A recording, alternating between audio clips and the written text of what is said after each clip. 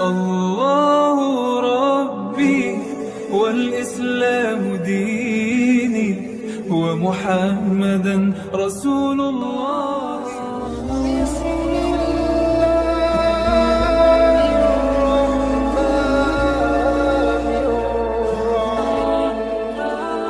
Assalamualaikum warahmatullahi wabarakatuh.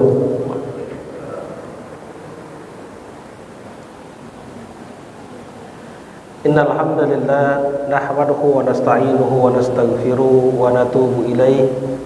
May yahdihillahu fala mudilla lahu wa may yudlil fala hadiya lahu. Asyhadu an la ilaha illallah wahdahu la syarika lahu wa asyhadu anna Muhammadan abduhu wa rasuluhu la nabiyya ba'da. Allahumma salli wa sallim ala nabiyyina Muhammadin wa ala alihi wa ashabihi wa man tabi'ahum bi ihsanin ila yaumiddin. Amma ba'du. Allahumma la sahla illa ma ja'altahu sahla wa anta taj'alus sa'ba idza syi'ta sahla wal 'aqibatu lil muttaqin wa la 'udwana illa 'alal zalimin. Allahumma anfa'na ilman nafi'an wa rizqan halalan wasi'an. Jamaah salat zuhur yang dirahmati Allah Subhanahu wa taala.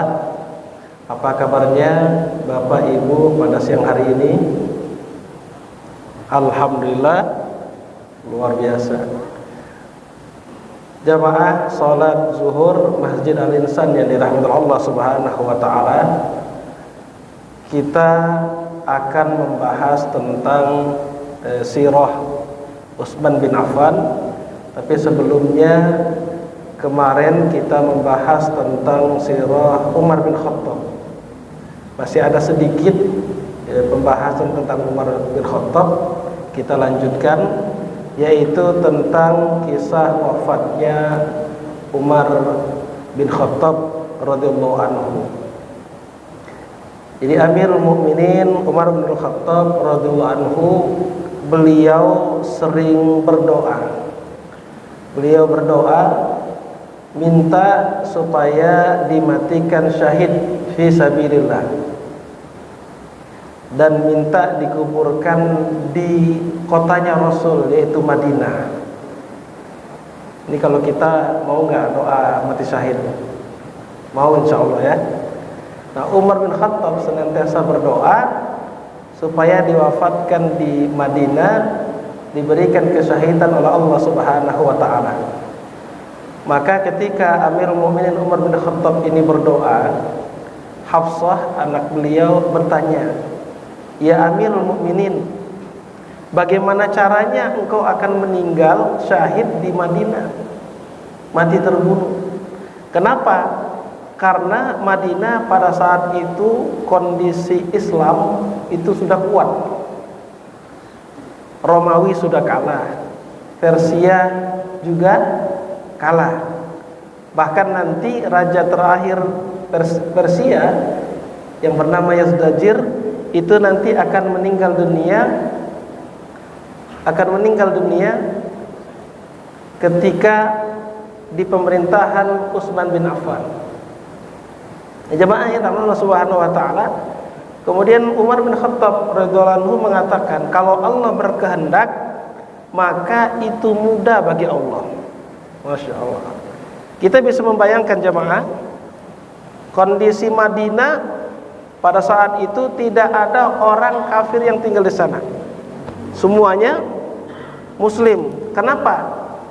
Dan di daerah-daerah yang menguasai kebanyakan dari kaum muslimin. Para tentara-tentara dari tentara kaum muslimin. Maka secara logika pertanyaan Hafsah ini masuk akal. Betul nggak? Karena kondisi aman di Madinah, semuanya muslim. Nah, dan kita mengetahui bahwa Umar bin Khattab ini doanya mustajab. Doanya mustajab. Dan di pertemuan yang kemarin itu banyak sekali surat atau ayat-ayat yang turun dikarenakan disebabkan diantaranya adalah doa Umar bin Khattab. Nah, jemaah yang Allah Subhanahu wa taala, jadi kisah awalnya ada seorang gubernur namanya Mughirah bin Syu'bah. Beliau ini gubernur di Irak. Beliau mengusulkan agar diterima seorang yang bernama Abu Lu'lu'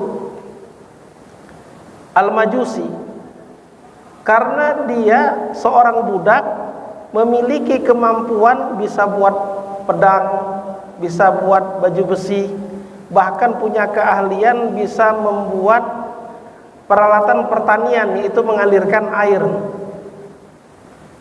Kata Mughirah, "Ya Amirul Mukminin, bagaimana kalau saya kirim budak saya ini kepada engkau agar dia membuat peralatan-peralatan perang kaum muslimin dan juga bisa digunakan untuk membuat peralatan pertanian." Awalnya Umar bin Khattab menolak, tapi karena terlalu sering diusulkan, akhirnya diterima oleh Amirul Mukminin Umar bin Khattab. Ketika sampai di Madinah, jadi satu-satunya orang kafir pada saat itu yaitu cuma Abu Lu'lu'. Ketika Abu Lu'lu' ini dia sedang membuat sesuatu, jadi dia membuat pisau. Pisau itu matanya dua, mirip seperti trisula. Jadi kalau dia nusuk kiri kanan itu matanya pisau, bermata dua. Kemudian ada ada besinya di kiri dan kanannya. Pada saat itu Umar bin Khattab bertanya kepada Abu Lu'lu'. Kata Umar bin Khattab, "Apa yang sedang engkau buat?" Kata orang ini, kata Abu Lu'lu' ini, "Saya sedang membuat sesuatu untuk engkau ya Amirul Mukminin, yang mana sesuatu ini yang akan senantiasa dikenang oleh kaum muslimin." Kata Umar bin Khattab bilang kepada para sahabatnya, "Budak ini sepertinya mengancamku." Tapi orang-orang nggak paham tuh dengan kalimat ini. Jamaah yang dirahmati Allah Subhanahu wa taala, hingga suatu ketika di waktu sholat subuh, ketika Umar bin Khattab, jadi zaman dulu siapa yang jadi presiden dialah yang imam gitu. Jadi presidennya dia imamnya sekalian. Umar maju ke depan, imam sholat subuh, Abu Lu'lu' sudah menyelinap dan dia bumbuhi pisaunya itu dengan racun ganas. Ketika Umar sedang menjadi imam, maka ditusuklah. Ada sekitar 6 tusukan, dan yang paling parah itu yang di bawah pusar. Nah, kalau kita berdiri lagi kena tusuk masih mikirin sholat. Ternyata di dekatnya ada Abu Musa al-Asy'ari, beliau menggantikan sholat, dan Abu Lu'lu' ini menusuk orang yang berada di sekitarnya karena dia ketakutan.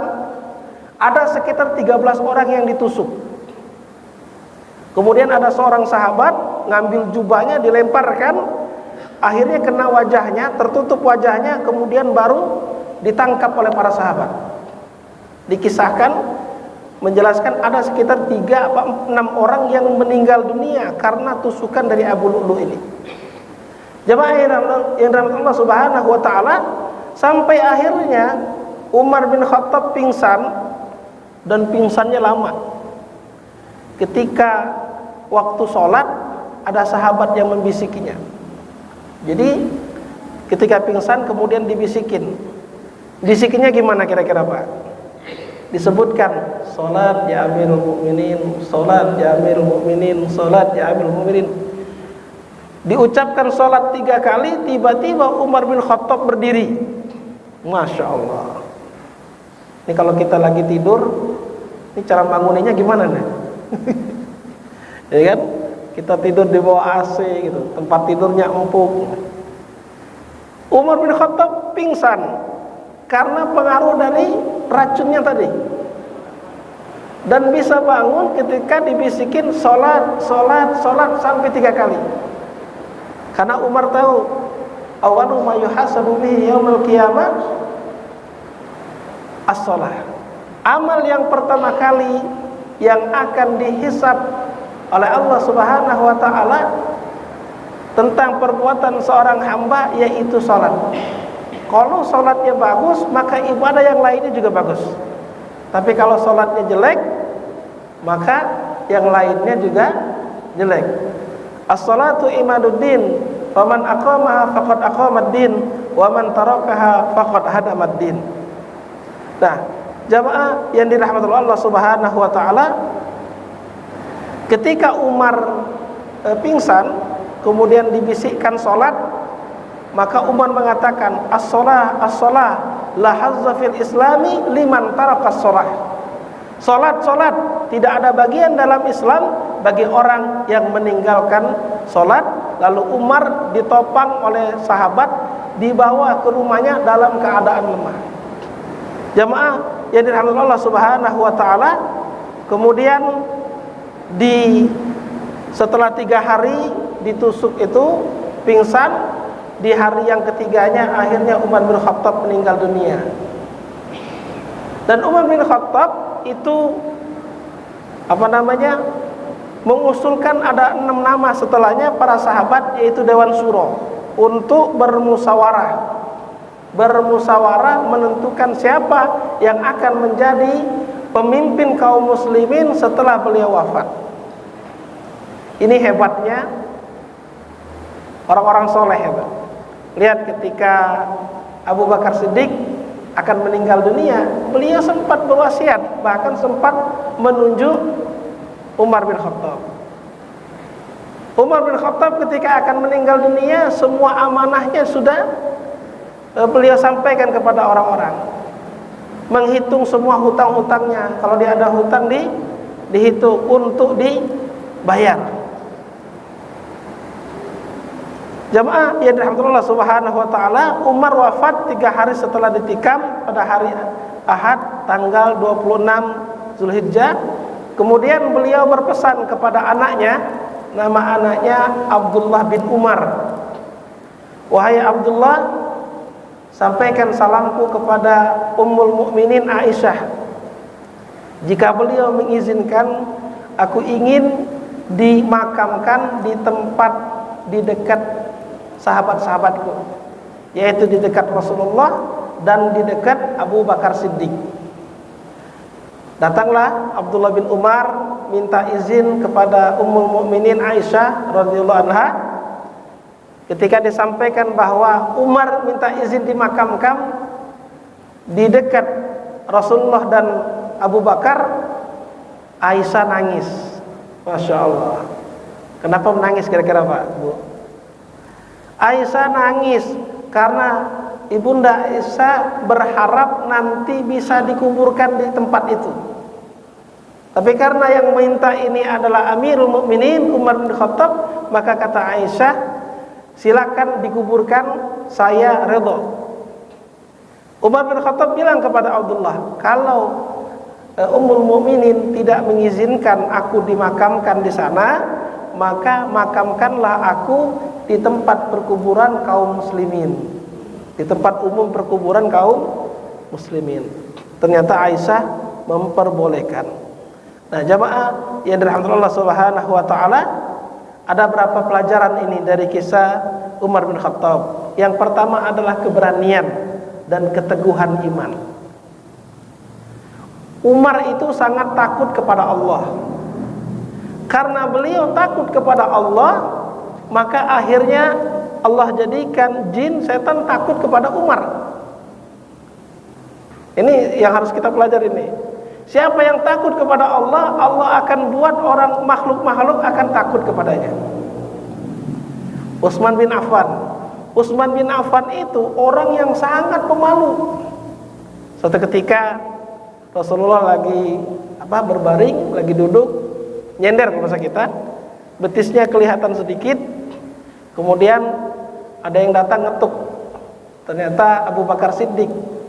Rasulullah nggak merubah posisi duduknya. Kemudian Umar datang ngetuk lagi. Setelah salam dilihat Umar. Rasulullah tidak merubah posisi duduknya. Ketika Utsman datang mengetuk, pas dilihat Utsman, padahal Utsman ini adalah mantunya, ya kan? Utsman ini punya 2 istri, kedua-duanya anak dari Rasulullah sallallahu alaihi wasallam.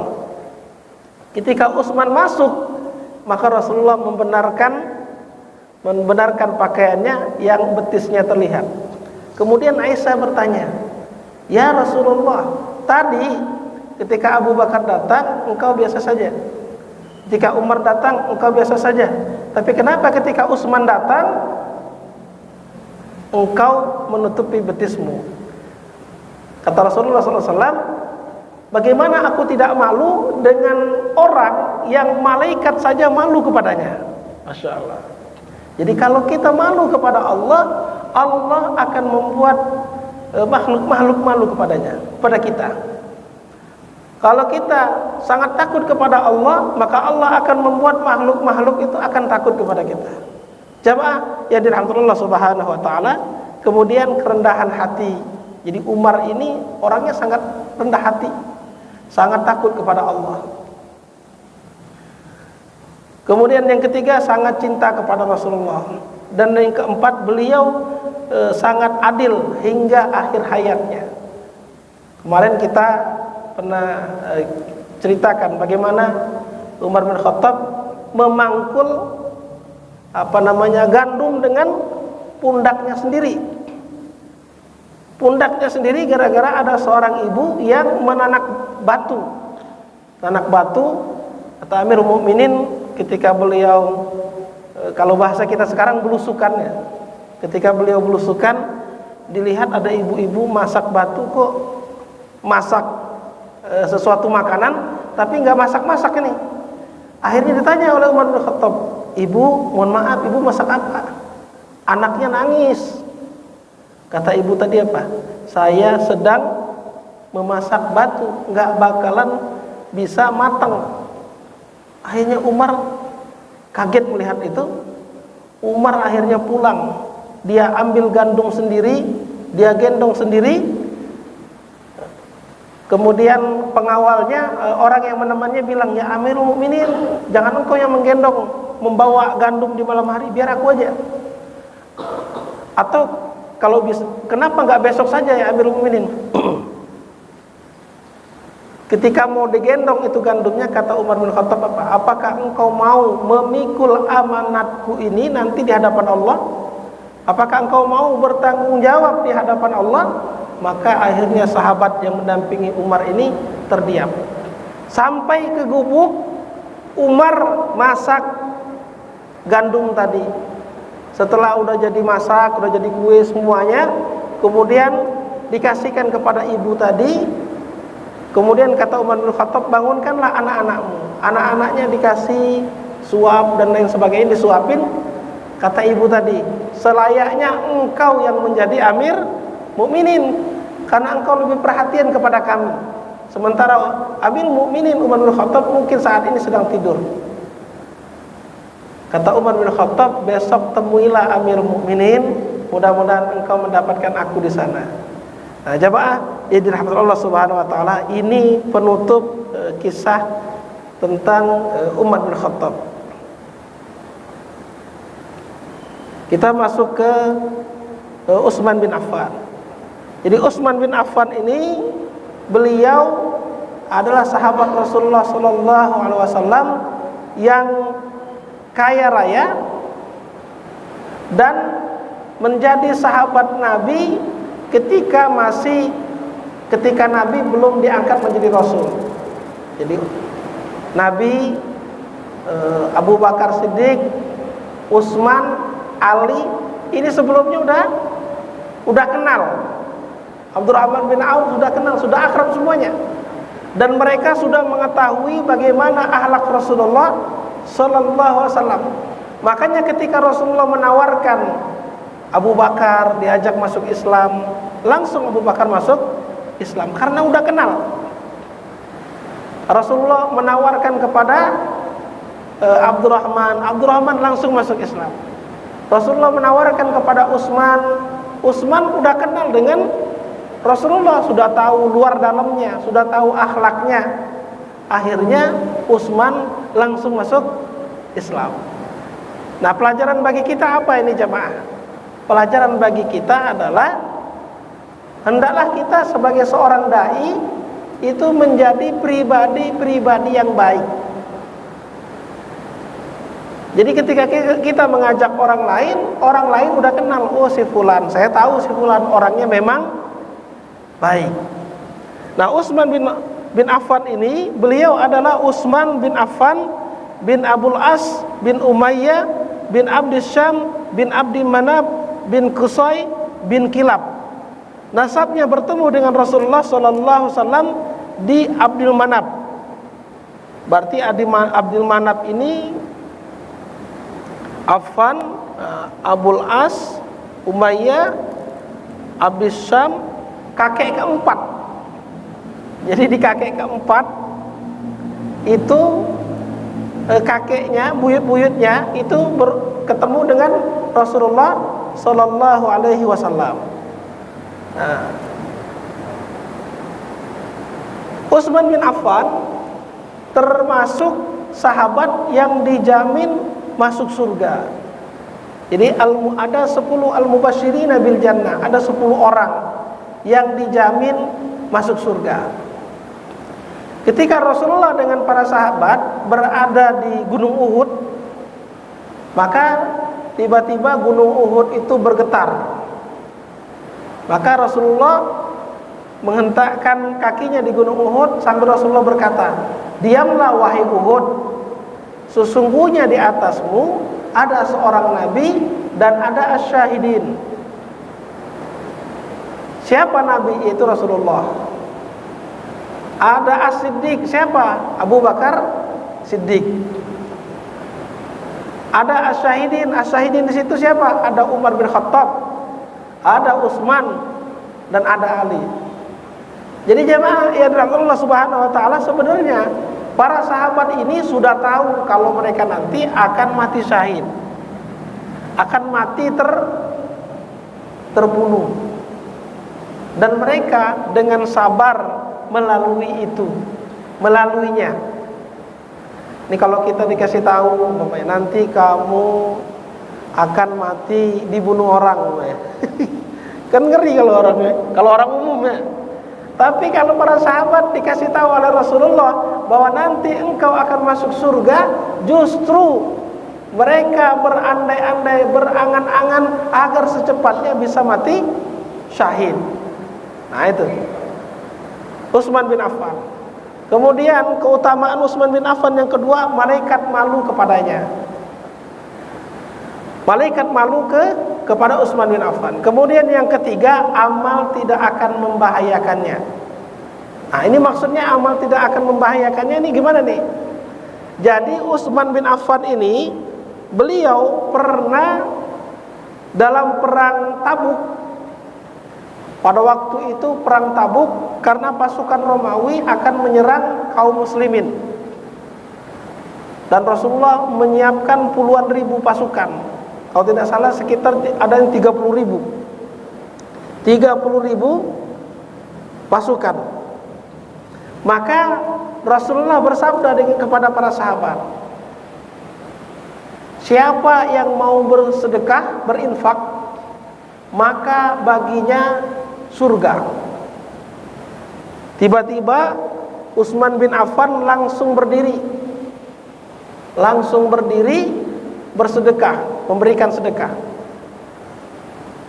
Kalau diceritakan kisahnya ini lumayan panjang, tapi singkatnya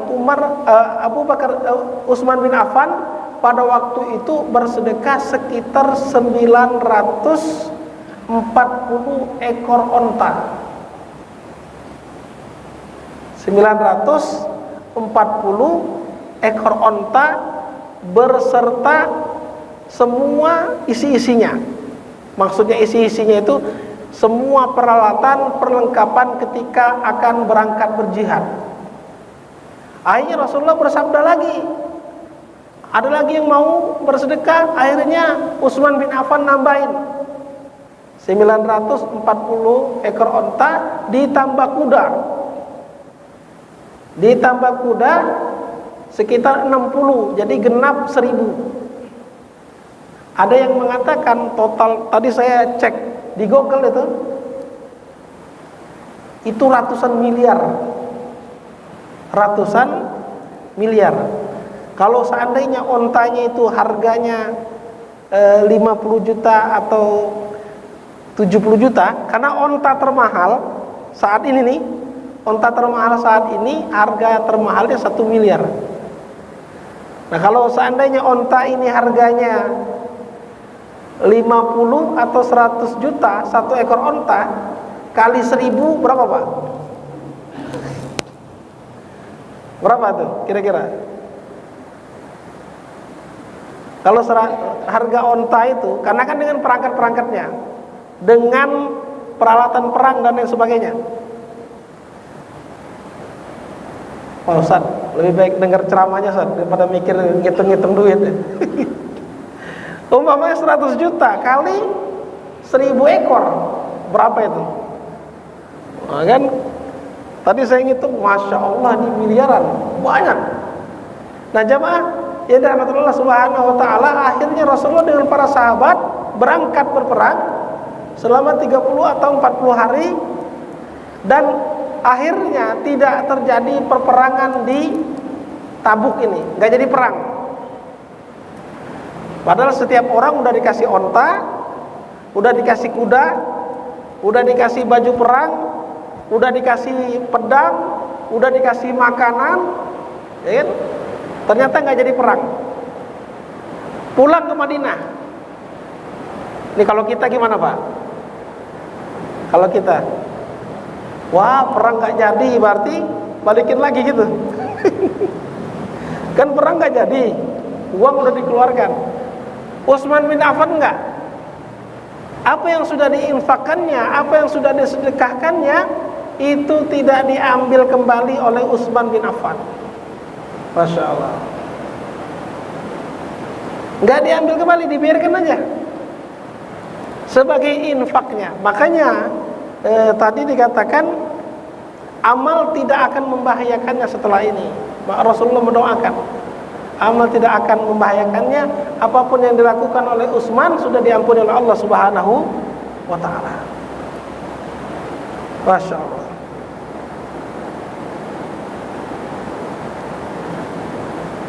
Ma dharra Utsmana ma fa'ala ba'dal yaum, kata Rasulullah. Tidak akan membahayakan Utsman apapun yang ia lakukan setelah hari ini. Hadis riwayat At-Tirmizi. Pernyataan ini diucapkan setelah beliau menyumbangkan harta yang sangat besar untuk persiapan pasukan Tabuk menuju ridha Allah yang sempurna terhadap beliau. Jamaah yang dirahmati Allah Subhanahu wa taala.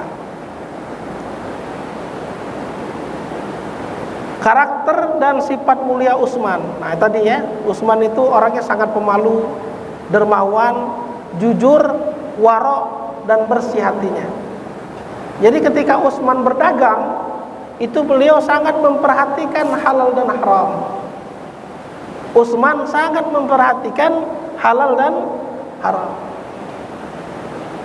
Sekarang ini kan kadang-kadang apa ya, banyak yang menjauhi perdagangan, kan? Mukmin jauh dari perdagangan. Padahal ada hadis yang mengatakan at-tajirus shadiqu kal mujahid fi sabilillah. Seorang pedagang yang jujur itu adalah seperti seorang mujahid di jalan Allah. Justru kalau kita ingin melihat orang itu bagus atau tidak, benar atau tidak, ketika dia berdagang. Kalau dia berdagang, dia jujur, dia nggak mau bohong. Kalau ada yang cacat, dia kasih tahu.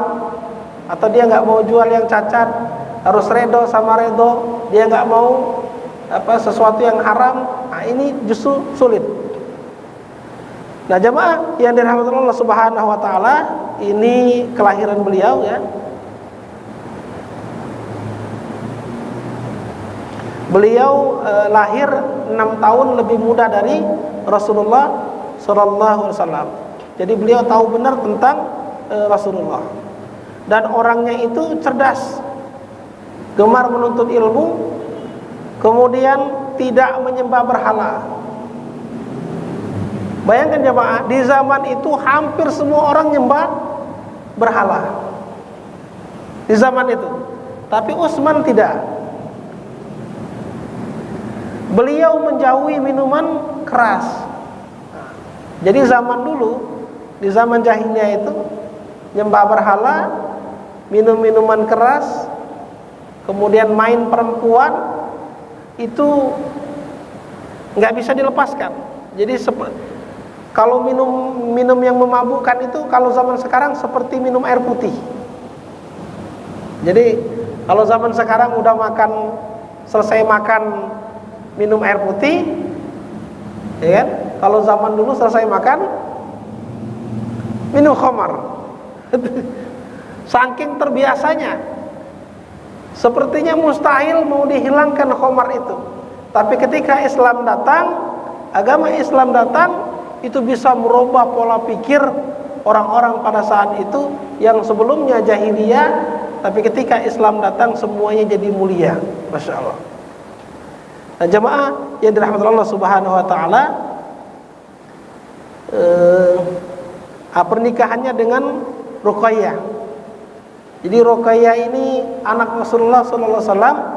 Beliau orangnya cantik. Ruqayyah, kehidupan rumah tangga Utsman dan Ruqayyah dipenuhi dengan kelembutan dan kasih sayang, saling mendukung. Jadi ketika menikah dengan Utsman bin Affan, besoknya Rasulullah melihat Ruqayyah sedang nyisirin rambut Utsman, sedang mencuci rambut Utsman. Ini nggak ada ibu-ibu ya, nggak ada ya.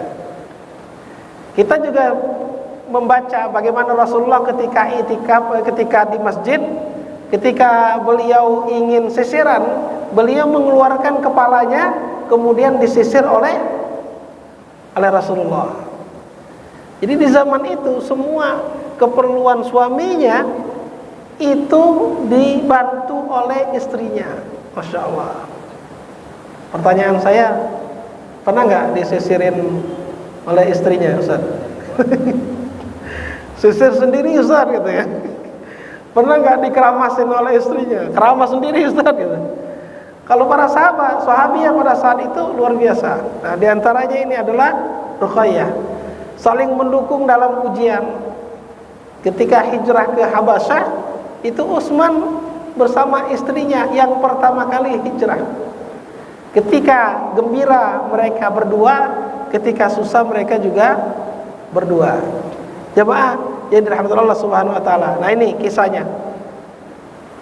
Jadi Utsman itu seorang saudagar yang kaya raya, hartanya banyak, ya. Tapi ketika tidak bisa melaksanakan agamanya, beliau lebih memilih menjaga imannya dibandingkan menjaga hartanya. Dia tinggalkan hartanya. Akhirnya beliau hijrah. Bahkan Utsman pernah ditangkap oleh keluarganya, oleh pamannya. Ditangkap, diikat, kemudian disiksa dengan harapan dia akan meninggalkan agama Islam. Kemudian dijawab oleh Utsman, demi Allah, aku tidak akan meninggalkan agama ini. Karena udah capek pamannya menyiksanya, dan Utsman sangat kekeh pengorbanannya, keyakinannya. Akhirnya keluarganya membiarkan dia masuk Islam. Nah, ini hadis hijrahnya, wa may yuhajir fi sabilillah yajid fil ardi muraghaman katsiran wa sa'ah. Barang siapa yang berhijrah di jalan Allah, niscaya ia akan menemukan di muka bumi ini tempat hijrah yang luas dan kelapangan hidup. Kelapangan hidup itu maksudnya gimana? Nah, kalau umpamanya kita di suatu tempat kok nggak ada peningkatan kehidupannya, rezekinya, maka dianjurkan untuk hijrah. Umpamanya di sebuah tempat ini udah usaha ini usaha itu tapi nggak maju-maju, udah kerja ini masih nggak maju, boleh kalau dia mau hijrah. Muraghaman katsiran wa sa'ah. Dan di muka bumi ini tempat hijrah yang luas dan kelapangan hidup. Kata Imam Syafi'i, safir tajid iwadan liman tufariquhu. Bermusafirlah, nanti engkau akan mendapatkan pengganti siapa yang engkau tinggalkan. Wafatnya Ruqayyah meninggal dunia, kemudian Utsman menikah dengan Ummu Kulsum. kedua-duanya anak Nabi. Masya Allah. Nggak ada para sahabat yang menikah itu bisa menikahi anak Nabi, bahkan menikahi sampai 2 anak Nabi, nggak ada. Nah ini Utsman luar biasa, sampai bisa menikahi 2 anak Nabi. Makanya Utsman bin Affan itu mendapatkan julukan namanya Zul Nuraini, dapat julukan 2 cahaya, yaitu cahaya yang pertama Ruqayyah, cahaya yang kedua adalah Ummu Kulsum. Jamaah yang dirahmati Allah Subhanahu wa taala, kemudian peran dia ketika di Madinah. Ketika di Madinah, beliau ketika menjadi khalifah, ketika Umar bin Khattab meninggal dunia, maka ada 6 orang Dewan Syuro, dan terpilih dari 6 orang ini diantaranya adalah Utsman bin Affan. Maka Utsman bin Affan itu terpilih berdasarkan hasil syuro dari Dewan Pakar, yaitu 6 sahabat. Apa peran beliau di Madinah? Yang pertama, beliau tentunya sebagaimana yang kita ketahui adalah seorang pengusaha yang sukses. Dan memang orang-orang yang di sekitar Rasulullah itu kebanyakan para pengusaha. Bahkan istri Rasulullah Khadijah, beliau pun juga seorang pengusaha. Dan memang sengaja Allah pilihkan Rasulullah didampingi oleh seorang wanita, yaitu seorang pengusaha. Ternyata nanti hartanya digunakan untuk menopang dakwah Rasulullah sallallahu alaihi wasallam. Termasuk dengan Utsman bin Affan ini. Beliau membangun infrastruktur dan membantu kaum Muhajirin dan Ansor. Ini Utsman bin Affan. Wa ta'awanu 'alal birri wat taqwa wa la ta'awanu 'alal itsmi wal 'udwan. Jadi saling tolong-menolong dalam kebaikan, ketakwaan, dan jangan saling tolong-menolong dalam permusuhan. Kedermawanan Utsman bin Affan. Sebagaimana kita katakan tadi, Utsman bin Affan itu orangnya dermawan. Ketika para sahabat terjadi paceklik, musim panas,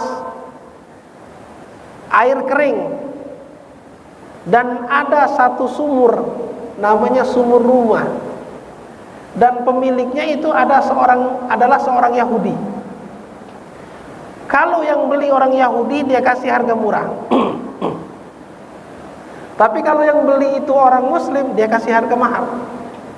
Maka Rasulullah bersabda, siapa yang mau bersedekah, maka Allah akan ampuni dosanya dengan menyediakan air.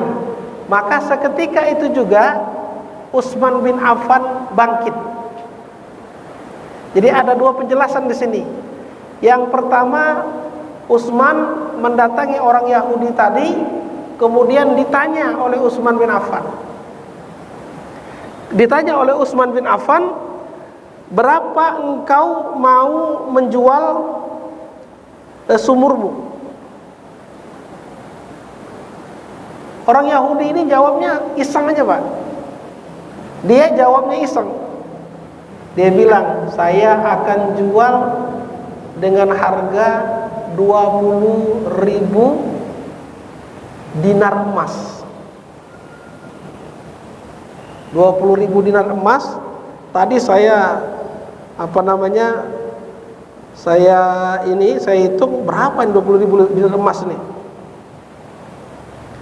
Akhirnya Utsman pulang ke rumahnya, dia ambil uang cash 20.000 dinar emas.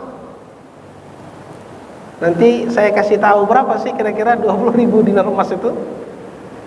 Dia bawa, dia kasihkan cash ke orang Yahudi tadi.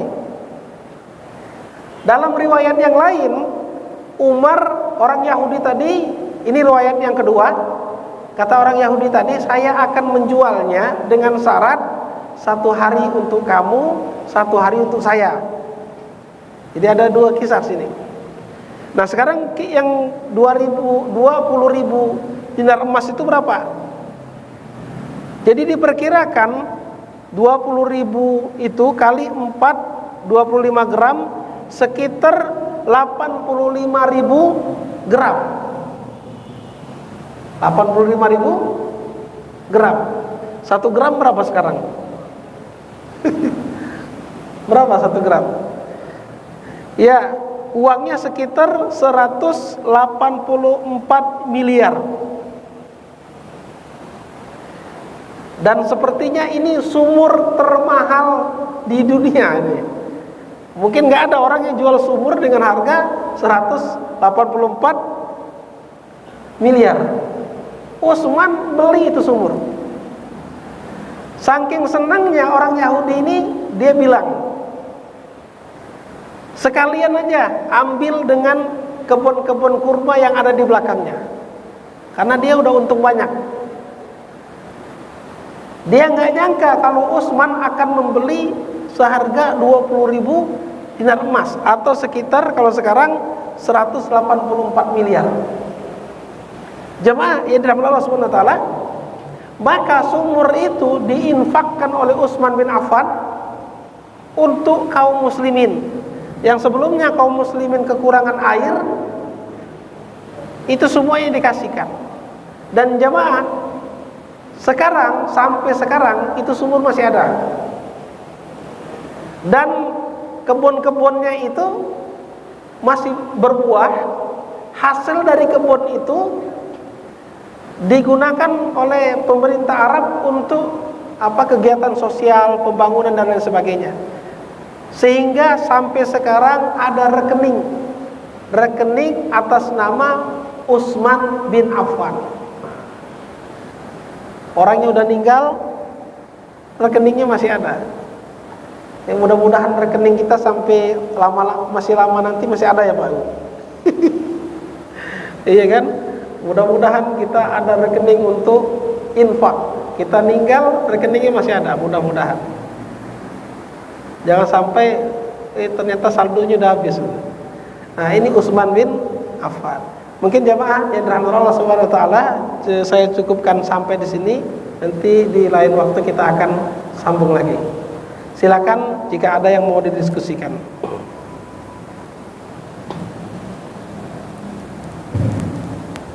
Baik, selanjutnya sudah jawab daripada jamaah yang ingin bertanya dan bersilakan.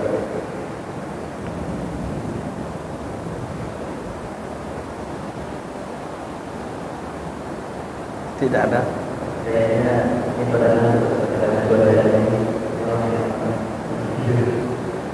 Kalau siro memang jarang bertanya biasanya. Kalau fikih banyak. Nah, jamaah yang dirahmati Allah Subhanahu wa taala, mudah-mudahan kisah dari Utsman bin Affan, kisah dari Umar bin Khattab ini dapat menginspirasi kita. Ada pertanyaan, apakah para sahabat itu nggak ada yang sanggup beli sumur rumah, sumur yang dibeli oleh Utsman itu? Apakah para sahabat yang lain nggak sanggup beli? Jawabannya, sahabat yang lain banyak yang sanggup beli. Abdurrahman bin Auf sanggup beli. Sahabat yang lain juga banyak yang sanggup belinya. Tetapi kenapa Utsman bin Affan? Karena Utsman bin Affan tergerak. Jadi beliau yang pertama yang tergerak untuk beli itu.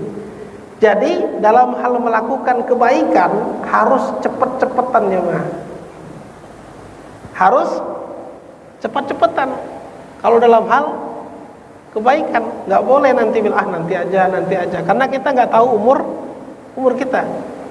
Ketika ada orang ingin bertobat maka harus cepet. Ketika ada orang ingin menikah, kalau memang sudah waktunya maka harus cepet. Jadi setiap kebaikan maka harus berlomba-lomba. Ada seorang sahabat itu Rasulullah bersabda tentang seseorang yang akan masuk surga gitu.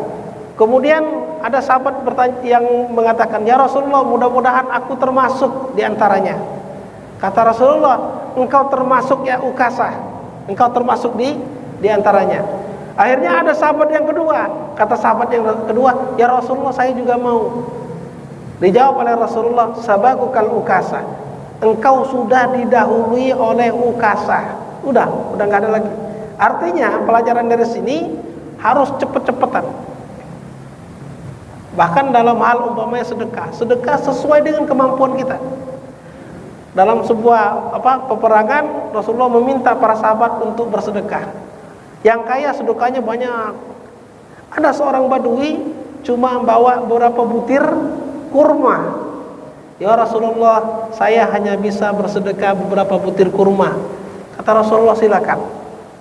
Jadi sesuai dengan kemampuan, sesuai kemampuan yang kita miliki. Ada yang bisa ilmu, dia sedekah dengan ilmu. Ada yang doa dan lain sebagainya.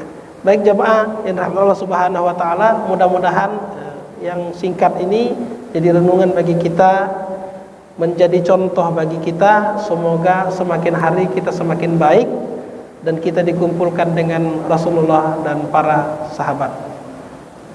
Kita tutup dengan alhamdulillahirabbil alamin. Kemudian doa kafaratul majlis, astaghfirullahaladzim, astaghfirullahaladzim, astaghfirullahaladzim, subhanakallah bihamdika, asyhadu an la ilaha illa anta, astaghfiruka wa atubu ilaik. Assalamualaikum warahmatullahi wabarakatuh.